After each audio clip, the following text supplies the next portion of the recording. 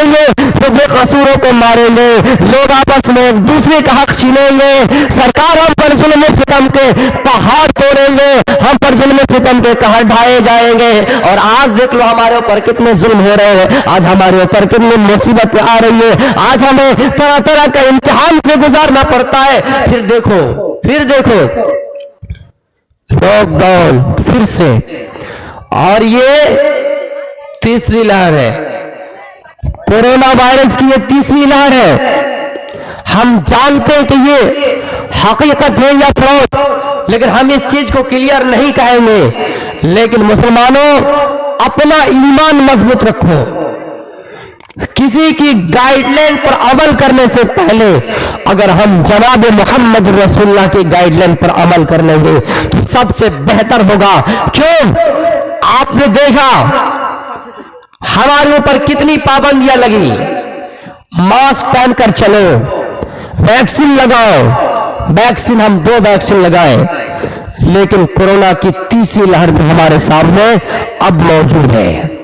और यह भी हकीकत है, मैं खुलकर बोल रहा हूं, यह भी हकीकत है, बीमारी कुछ है लेकिन चाल बहुत बड़ी है। बीमारी कुछ है, आप इसको भी बिल्कुल सीरियस लेकर नहीं कह सकते कि बीमारी नहीं है, लेकिन साजिश बहुत बड़ी है।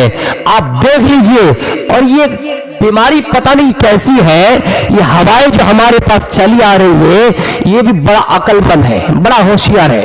ये वक्त पर आता है, और कहां कहां आता है? जहां पर देख रहा है कि इलेक्शन नहीं, क्योंकि उनको इलेक्शन से बहुत डर लगती है। ये पता नहीं, ये बीमारी हमको लगता है अम्मा के पेट से सीख के आई है। जहां जहां पर चुनाव होंगे उनको डर लगती है कि हम वहां पर नहीं जाएंगे, लोग की भीड़ हमें खा जाएंगे। तो मेरे भाइयों, आप देख लीजिए कि अभी पाबंदी बिहार में कितनी, नाइट कर्फ्यू लगा दिए गए, और फिर देखिएगा आगे का इंशाअल्लाह कि दिन में भी प्रोग्राम, दिन में भी डे कर्फ्यू लगेंगे, क्योंकि हम और आप इस चीज से बिल्कुल वाकिफ है। जब एक आदमी घोड़ा बेचने के लिए आया मजबूरी की हालत में, जब लोगों ने देखा इनकी मजबूरी है, इनको इलाज कराना है, अपनी अम्मा का इलाज कराना है, इनकी घोड़े मजबूरी के तहत वो बेच रहा है, और वो घोड़े 50,000 की घोड़े 30,000 में बेच रहा है कि कोई ले ले।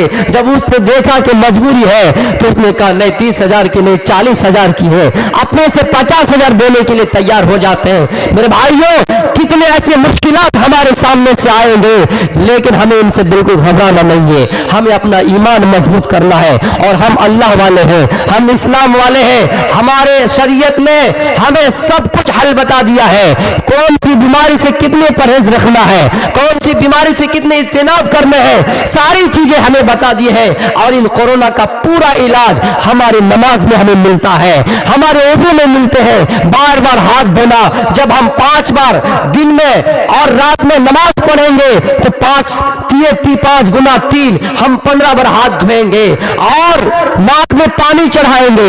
मेरे भाइयों, कुल्ला करेंगे, इससे बढ़कर और इलाज क्या हो सकता है? जब भी हम कोई बात करते हैं तो हम इस्लाम से उसको मिलाते हैं, कुरान और हदीस से मिलाकर हम उस बात को करते हैं। लेकिन आज तक देख लीजिए, 2019 में ये बीमारी आई, किसी भी प्रशासन ने ये कहा, किसी भी प्रशासन ने, किसी भी सरकार ने ये कहा कि मुसलमानों, हिंदुओं, सिखों, जैनियों, बुद्धिस्टों, जब हम इतने कार्रवाई करके, इतनी पाबंदी करके, सोशल डिस्टेंस करके, इतनी सारी चीजें करके, फिर भी ये तीसरी लहर जब हमारे सामने आ चुके हैं, चलो ये काम करते हैं। हिंदू अपने राम से दुआ करे, मुसलमान अपने ईश्वर से दुआ करे, अल्लाह से दुआ करे, ईसाई अपने जीसस मसीह ईसा से दुआ करे, सिख अपने गुरु नानक से दुआ करे, जैन अपने महावीर से दुआ करे। जब तक हम भक्ति में नहीं आएंगे, जब तक हम ईश्वर के भक्त नहीं बनेंगे, जब तक हम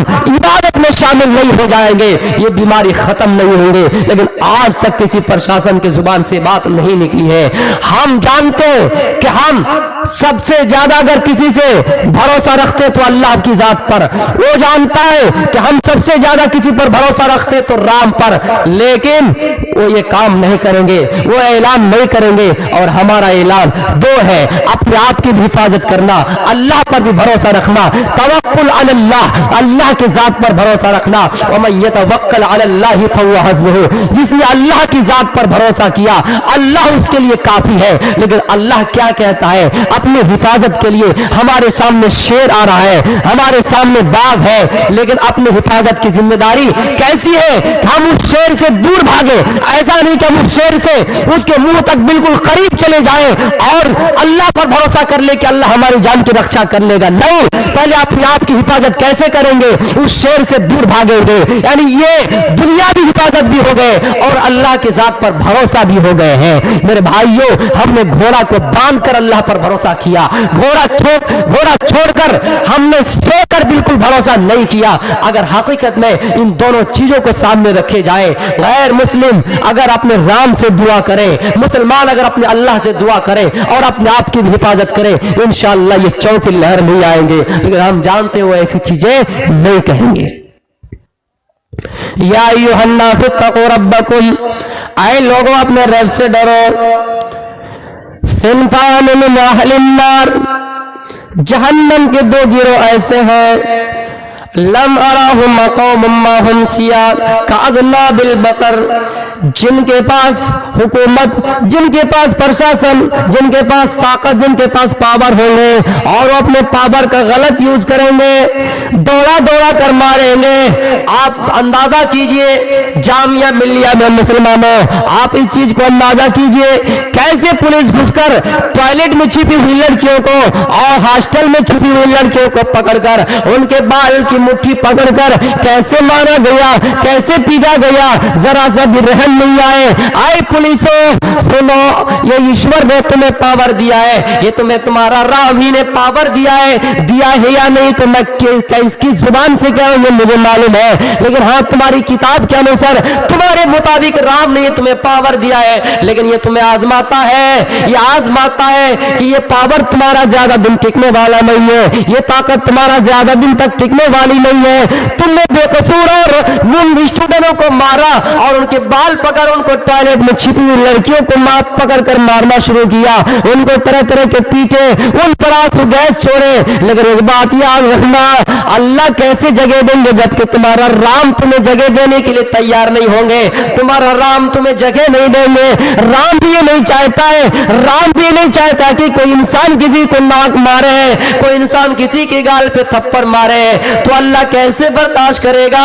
आए पुलिस वालों, हाँ फिर ये लॉकडाउन तुम्हारे सामने चला रहा है, तुम कितने ऐसे लोगों को डंडे चलाओगे, कितने ऐसे लोगों को मारोगे जिसको मारने का अधिकार तुम्हें नहीं है, जिनका हक ये नहीं बनता है कि तुम उनको अपने लाठी से अपना लाठी चार्ज करो।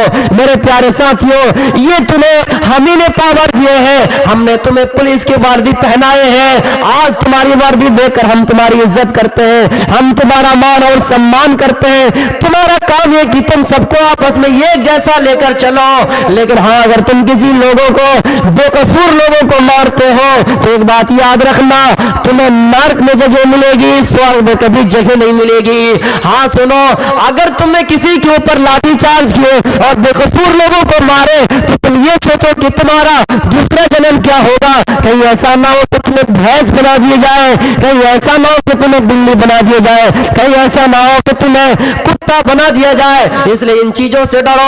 और मैं ये कहना चाहता हूँ, आए मुसलमानों, पाबंदी हम पर लाजिम है, लेकिन साथ ही साथ अल्लाह पर भरोसा रखिए। तवक्कुल अल्लाह, वमन यतवक्कल अलल्लाह फहुव हस्बुहु, जिसने अल्लाह की जात पर भरोसा रखा अल्लाह उसके लिए काफी है। कोई गाइडलाइन इस दुनिया की गाइडलाइन कोई अहमियत नहीं रखते हैं। हाँ अल्लाह ताला ने, अल्लाह के नबी ने हदीस में सारे इलाज तुम्हारे लिए बतला दिए हैं, किसके लिए कितनी दूरी है, किसके लिए कैसा कितना क्या करना है, ये सारी चीजें इस्लाम ने तुम्हें हल कर दिया है। इसलिए हमें बिल्कुल ही घबराने की जरूरत नहीं है और अपना ईमान मजबूत करना है और इन बातिल गाइडलाइनों पर हमें अमल इस देश के मुताबिक करना है, लेकिन दिल से नहीं करना है, क्योंकि वो चीज तो हम अपने से खुद कर रहे हैं, हमें इस चीज का अंदाजा है।